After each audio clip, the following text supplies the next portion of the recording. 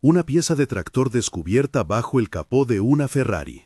Un encuentro tenso en un garaje, una frase que se cuenta como humillación y la promesa de construir el mejor coche del mundo.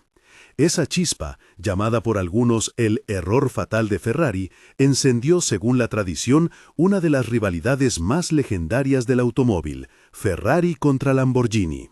Pero, ¿qué hay de verdad en esa anécdota? ¿Fue un error, un desprecio o simplemente el roce entre dos orgullos italianos que terminaron empujando la industria hacia adelante? Para entenderlo, debemos volver al origen de Ferruccio Lamborghini. Del barro, el hierro y la curiosidad surgió un imperio inesperado. Ferruccio nació en 1916, en Renazzo, un pueblo pequeño de la Emilia-Romagna, región que luego se convertiría en el corazón automotriz de Italia. Su infancia se movía entre tractores, talleres y la práctica de arreglar cualquier cosa que dejaba de funcionar. No era un hombre de títulos, sino de manos y soluciones. A esa formación práctica se sumó un interés por la mecánica que lo acompañó toda la vida. En la juventud estudió en Bolonia y después trabajó como mecánico en unidades aéreas durante la guerra. La experiencia militar, las reparaciones bajo presión y el contacto con motores de todo tipo templaron su oficio. Al terminar la guerra, Italia estaba llena de maquinaria excedente, motores, chasis, componentes que podían reaprovecharse. Ferruccio vio allí una oportunidad. Empezó reconstruyendo vehículos y más tarde se especializó en tractores, un mercado enorme en una Italia que todavía dependía fuertemente de la agricultura. Así nació Lamborghini Trattori, la empresa de tractores. Su inicio oficial suele fecharse en 1948. No fue una aventura tímida. Lamborghini no solo vendía máquinas, reinventaba cosas. Compraba motores en remates, los adaptaba para uso en el campo, cambiaba carburación por sistemas diésel cuando hacía falta, optimizaba la transmisión para terrenos difíciles. Su enfoque era técnico y comercial, construir tractores resistentes y a la vez demostrar su valor en la práctica. Esas demostraciones públicas fueron clave. Los primeros tractores Lamborghini competían en pruebas de tracción y resistencia contra modelos de otras marcas. Ganar una competencia era una publicidad en vivo, clientes que veían la máquina acabar, remolcar, aguantar. La estrategia comercial no dependía solo de un catálogo bonito, sino de demostrar en el barro que el diseño funcionaba. En pocos años, la empresa creció. La reputación de Ferruccio como emprendedor hábil y práctico se afianzó. De los campos llegó la prosperidad, y con la prosperidad vino la afición. Ferruccio comenzó a comprar automóviles de lujo. Le fascinaban los deportivos, especialmente los que rugían con alma de competición. Era un hombre que, además de construir máquinas para la tierra, disfrutaba la belleza mecánica de los autos.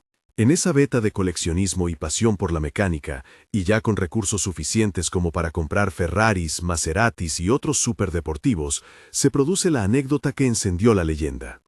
La versión más difundida dice que Ferruccio, disgustado por un problema repetido en su Ferrari 250 GT, un defecto en el embrague o en la transmisión, según las distintas versiones, decidió llevar el coche a la fábrica de Ferrari para hablar con Enzo en persona. Se cuenta que, durante la conversación, Ferruccio señaló que la pieza defectuosa parecía la misma que usaban en sus tractores. La respuesta de Enzo, según testimonios orales y relatos posteriores, habría sido desdeñosa, algo en la línea de «ocúpate de tus tractores» o «vuelve a fabricar tractores», frase atribuida. Esa frase, si bien no está documentada con certeza absoluta, alimentó la humillación de Ferruccio y la promesa que le seguiría: construir automóviles que no solo igualaran a Ferrari, sino que los pusieran en jaque. Es importante subrayar, esta escena tiene el estatus de tradición popular dentro del mundo automotor italiano. Los historiadores y biógrafos la repiten, pero con la cautela de siempre. Se dice que, según la tradición, no hay en todos los archivos una transcripción literal de la conversación entre Enzo y Ferruccio. Lo que sí existe es la secuencia de hechos que le da sentido a la anécdota. Ferruccio tenía los medios, conocía la técnica y llevaba años harto de simples molestos fallos en coches de alto precio. Ya sea por orgullo o por sentido práctico, decidió actuar. Actuar en el mundo del automóvil de lujo no es solo una cuestión de dinero, es cultura, contactos y visión técnica. Ferruccio reunió todo eso. En 1963 fundó Automobili Lamborghini S.p.A. con la ambición de diseñar y fabricar deportivos Gran Turismo que combinaran potencia, confort y fiabilidad. El primer reto fue mostrar que no iba de farol. El nuevo proyecto necesitaba dinero, ingenieros y una carrocería que hablara en los salones automotrices. La estrategia inicial fue prudente y audaz a la vez: producir un GT serio, cómodo para viajes largos, pero con alma de deportivo. Así nace el 350 GT, el primer coche de calle de la firma, desarrollado a mediados de los años 60. El 350 GT no fue un destello revolucionario en diseño extremo, pero sí una declaración de intenciones técnica y comercial. Motor V12, acabado cuidado, puesta a punto para un cliente que quería tanto lujo como prestaciones. Para materializarlo, Ferruccio hizo lo que los artesanos italianos hacen mejor: combinar lo mejor del diseño carroceril con ingeniería funcional. El prototipo y los primeros coches aparecieron en salones como los de Turín y Ginebra. En esa etapa hay anécdotas menores que han quedado como parte del folclore. Se habla de prototipos que viajaron con partes ocultas o incluso con bloques improvisados para simular componentes aún no terminados. Anécdotas que ilustran el empuje de un constructor que debía competir con marcas con décadas de historia automovilística.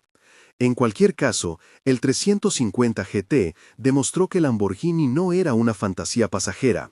Tuvo clientes, elogios y ventas que permitieron sostener la siguiente fase del proyecto. Pero el salto que verdaderamente cambió la historia fue el Miura. Presentado públicamente a mediados de los años 60, el Miura no solo fue un coche, fue la bandera del nuevo lenguaje visual y técnico del automóvil deportivo. Su gran innovación técnica, y la que más asombró al mundo, fue situar el motor en posición central trasera, detrás de los asientos, para aprovechar mejor el reparto de pesos y optimizar el comportamiento dinámico. A diferencia de los deportivos tradicionales con motor delantero, el Miura proponía que la bestia que lo empujaba estuviera casi dentro de la caja del habitáculo, bañada por el sonido metálico de un V12 que se percibía como más inmediato, más cercano al conductor. La decisión del motor mid-rear, motor central trasero, fue fruto del talento de un equipo joven de ingenieros y de la audacia de Ferruccio para apostar por soluciones fuera del molde. Al diseño exterior contribuyeron carrocerías y talleres italianos que entendieron la estética del momento: líneas bajas, proporciones cortas, una silueta que parecía moverse incluso estando parado. El Miura explotó en la cultura popular. Celebridades lo buscaron, revistas internacionales lo elogiaron, y la idea de supercoche como objeto de deseo quedó asociada a su silueta. El impacto no fue solo estético. Muchos constructores reinterpretaron la posición del motor y la idea de deportividad que el Miura representaba. El ascenso fue vertiginoso, pero la historia de Lamborghini también incluye matices. La marca se consolidó en prestigio y fama, pero la estructura industrial que la sostenía no era invulnerable. En la cúspide del mito, poco se mencionaba la fragilidad detrás de la producción artesanal: costos elevados, procesos de fabricación recientes y dependientes de proveedores externos, y una economía global que cambiaría en la siguiente década. Los 70 trajeron consigo dos golpes que marcarían la trayectoria de muchas compañías de lujo: la crisis del petróleo y las turbulencias económicas mundiales. Un supercoche concebido para consumir sin miramientos chocó con un mercado que de pronto se preocupaba por la eficiencia y por el precio de la gasolina. Además, la propia arquitectura financiera de la empresa, con un fundador que había invertido su fortuna personal para sostener desarrollos costosos, encontró límites. En ese escenario, Lamborghini atravesó problemas de liquidez y reestructuración. Ferruccio, a pesar de haber creado un sueño, se vio forzado a vender su participación y retirarse de la compañía que llevaba su nombre.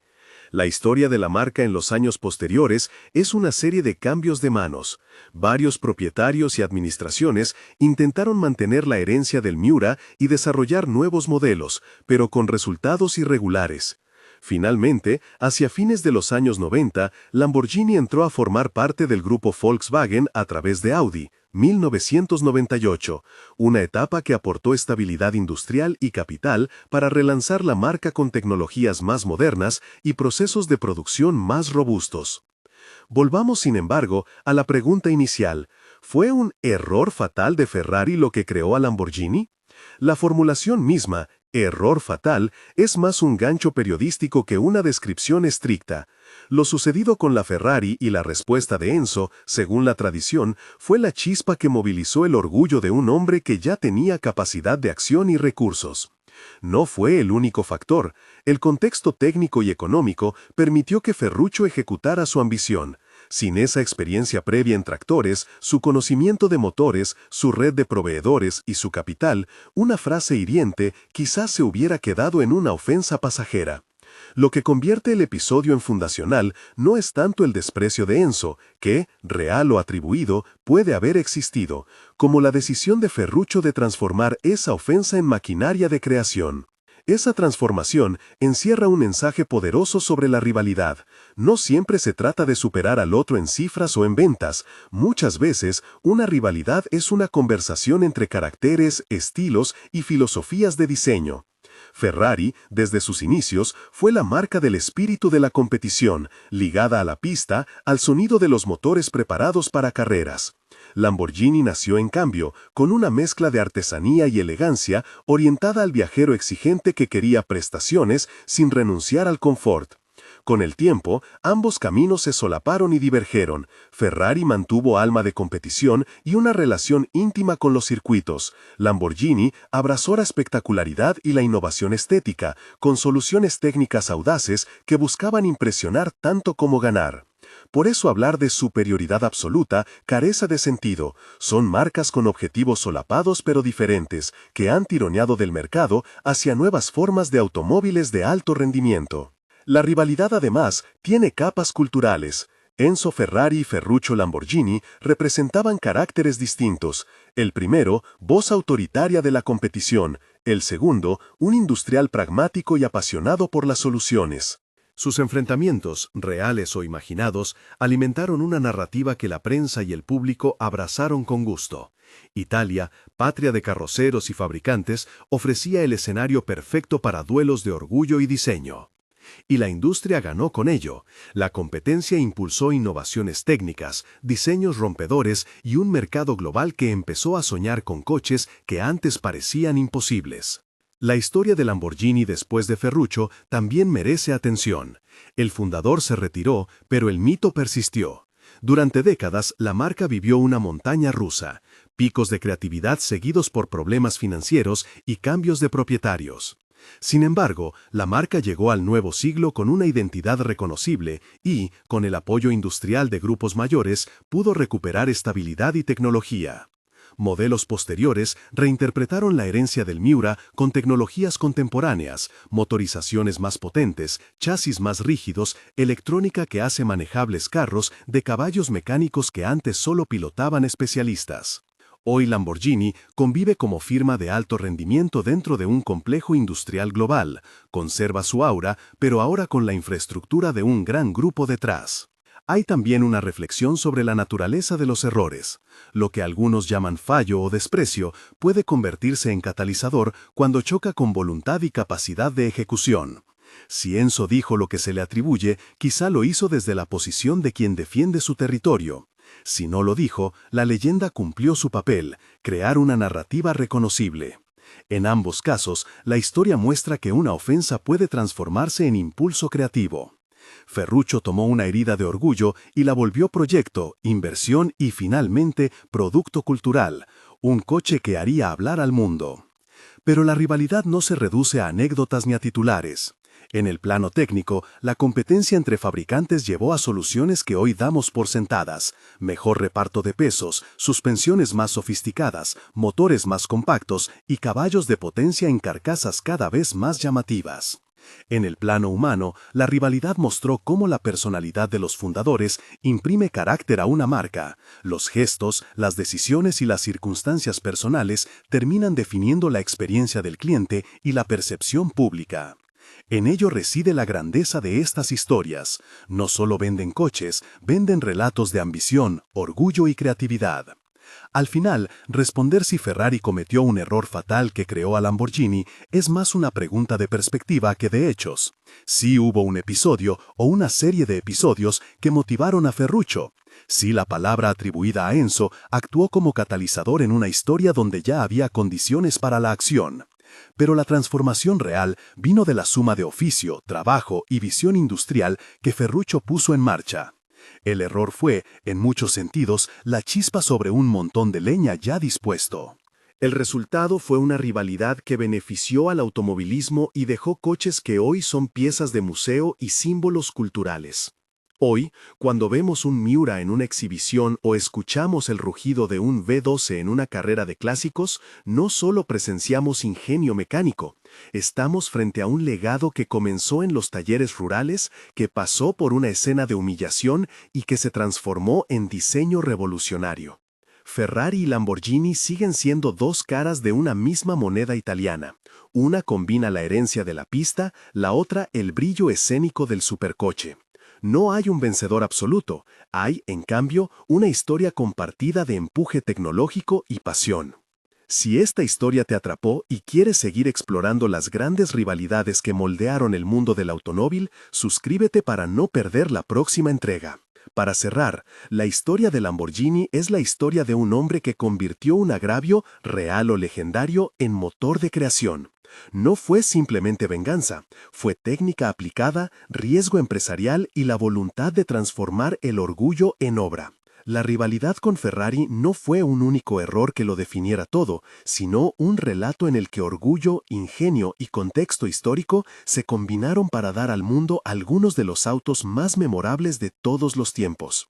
Si te gustó este relato, dale like, suscríbete y mira nuestro video sobre otras rivalidades que cambiaron industrias. Hay más historias donde la ambición se volvió leyenda.